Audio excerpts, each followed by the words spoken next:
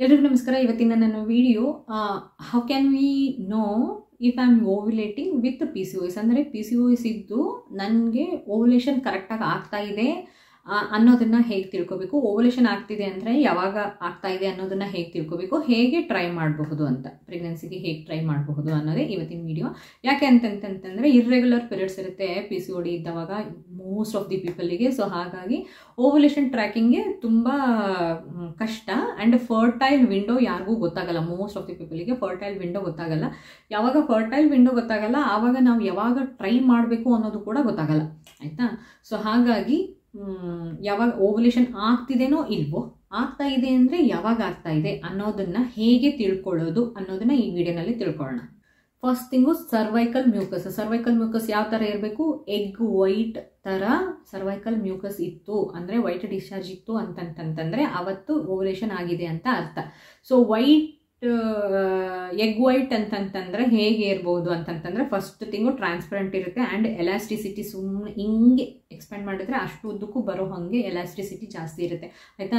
Eggs ಯಾರ್ಯಾರು use ಮಾಡ್ತಾರೆ ಅಂಥವ್ರಿಗೆಲ್ಲ ಗೊತ್ತಾಗುತ್ತೆ ಕನ್ಸಿಸ್ಟೆನ್ಸಿ ಹೇಗಿರುತ್ತೆ ಅಂತ, ಆಯಿತಾ.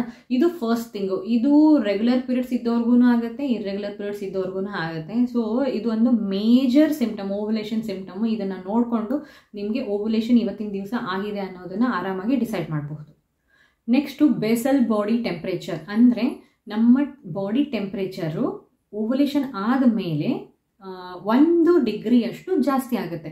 ಸೊ ಯಾವತ್ತಿನ ದಿವಸ ನಿಮ್ಮ ಬಾಡಿ ಟೆಂಪ್ರೇಚರು ಯೂಶಲ್ಗಿಂತ 1 ಡಿಗ್ರಿಯಷ್ಟು ಜಾಸ್ತಿ ಇರುತ್ತೆ, ಅವತ್ತು ನೀವು ಅರ್ಥ ಮಾಡ್ಕೋಬೇಕಾಗಿರೋದು ಏನು ಅಂತಂದರೆ ನಮ್ಮ ದೇಹದಲ್ಲಿ ಓವ್ಯುಲೇಷನ್ ಆಗಿದೆ ಅಂತ, ಆಯಿತಾ. ಸೊ ಓವ್ಯುಲೇಷನ್ ಆಗಿದೆ ಅನ್ನೋದು ಗೊತ್ತಾಗುತ್ತೆ, ಎಕ್ಸಾಕ್ಟಾಗಿ ಟೈಮಿಂಗ್ಸ್ ಎಲ್ಲ ಗೊತ್ತಾಗಲ್ಲ. So don't worry about it. ಯಾಕೆ ಅಂತಂದರೆ ಓವ್ಯುಲೇಷನ್ ಆದಮೇಲೆ ಎಗ್ 24 ಅವರ್ಸ್ವರೆಗೂ ಇರುತ್ತೆ.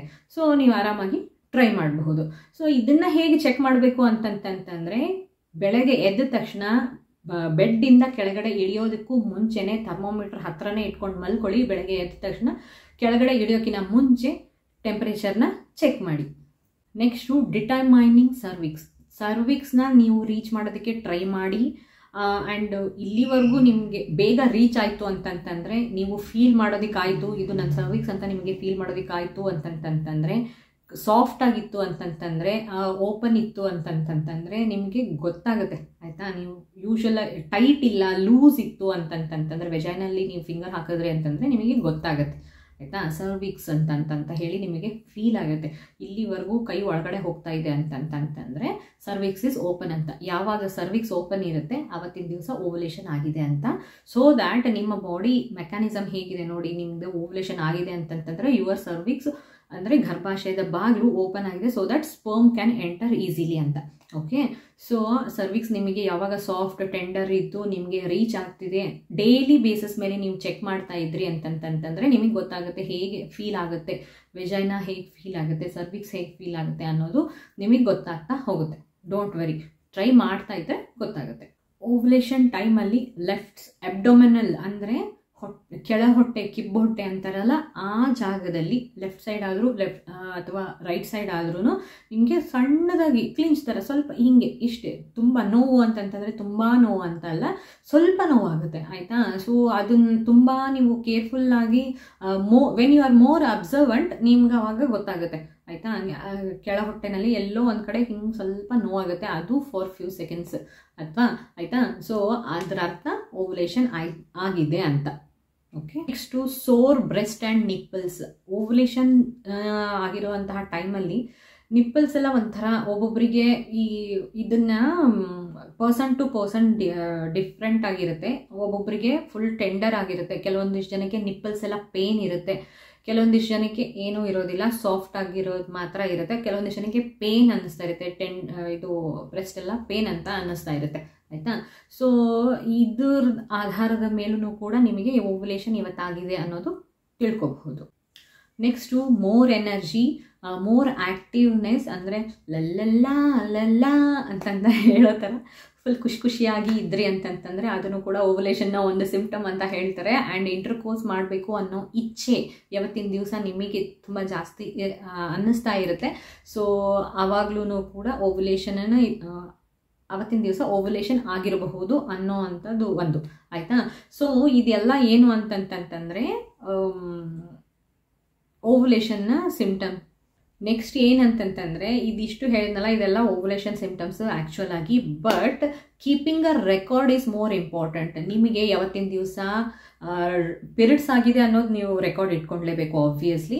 ಸೊ ಅದ್ರ ಜೊತೆಗೆ ಯಾವಾಗ ನಿಮ್ಮದು ಬಾಡಿ ಟೆಂಪ್ರೇಚರ್ ಜಾಸ್ತಿ ಇತ್ತು, ಯಾವಾಗ ನೀವು ಹೈ ಲಿಬಿಡೋ ಅಂತಂದರೆ ಇಂಟರ್ಕೋರ್ಸ್ ಮಾಡಬೇಕು ಅನ್ನೋ ಇಚ್ಛೆ ಯಾವತ್ತು ಜಾಸ್ತಿ ಆಯಿತು, ಯಾವಾಗ ನಿಮ್ಮದು ಬ್ರೆಸ್ಟ್ ಚೇಂಜಸ್ ಎಲ್ಲ ಯಾವತ್ತು ನೋಟಿಸ್ ಮಾಡಿದ್ರಿ, ಆ್ಯಂಡ್ ಯಾವಾಗ ನಿಮಗೆ ಸರ್ವೈಕಲ್ ಮ್ಯೂಕಸ್ ಎಗ್ ವೈಟ್ ಥರ ಇತ್ತು, ಆ್ಯಂಡ್ ಯಾವಾಗ ನೀವು ಸರ್ವಿಕ್ಸ್ನ ಫೀಲ್ ಮಾಡಿದ್ರಿ ಅನ್ನೋದು ಪ್ರತಿ ಟೈಮ್ ಅಂದರೆ ಫ್ರೀಕ್ವೆಂಟ್ ಆಗಿ ಎವ್ರಿ ಮಂತು ನೀವು ಇವು ಎಲ್ಲದನ್ನು ಬರೆದಿಟ್ಕೋಬೇಕು. ಅಂದರೆ maintain a record. So that ನಿಮ್ಗೆ ಏನು ಗೊತ್ತಾಗುತ್ತೆ ಅಂತಂತಂದರೆ ಬೇಸ್ಲೈನ್ ಸ್ಟ್ರಕ್ಚರ್ ಗೊತ್ತಾಗುತ್ತೆ, ನಿಮ್ಮ ಬಾಡಿಯ ಮೆಕ್ಯಾನಿಸಮ್ ಗೊತ್ತಾಗುತ್ತೆ ಆಯಿತಾ. ಇಂಥ ದಿವಸ ಇದಾಯಿತು, ಇಂಥ ದಿವಸ ಇದಾಯಿತು. ಸೊ ಕೋಇನ್ಸಿಡೆಂಟ್ಲಿ ನಿಮಗೆ ಈ ಎಲ್ಲ ಸಿಂಪ್ಟಮ್ಸು ಒಂದು ದಿವಸ ಹೆಚ್ಚು ಕಮ್ಮಿ, ಒಂದು 2 ದಿವಸ 3 ದಿವಸ ಹೆಚ್ಚು ಕಮ್ಮಿನಲ್ಲಿ ಒಂದು ಕಡೆ ಕಾಣಿಸ್ತು ಅಂತಂತಂದರೆ ಇಟ್ ಮೀನ್ಸ್ ದ್ಯಾಟ್ ಆ ಪರ್ಟಿಕ್ಯುಲರ್ ಟೈಮಲ್ಲಿ ನೀವು ಓವ್ಯುಲೇಷನ್ ಮಾಡ್ತಾ ಇದ್ದೀರಾ ಅಂತ ಅರ್ಥ ಆಯಿತಾ. ಸೊ ಯಾವಾಗ ನಿಮಗೆ ಓವ್ಯುಲೇಷನ್ ಯಾವಾಗ ಆಗ್ತಾ ಇದೆ ಅನ್ನೋದು ನೀವು ಟ್ರ್ಯಾಕ್ ಮಾಡೋದಕ್ಕಾಗುತ್ತೆ, ಆವಾಗ ನೀವು ಟ್ರೈ ಮಾಡ್ಬೋದು ಪ್ರೆಗ್ನೆನ್ಸಿಗೆ.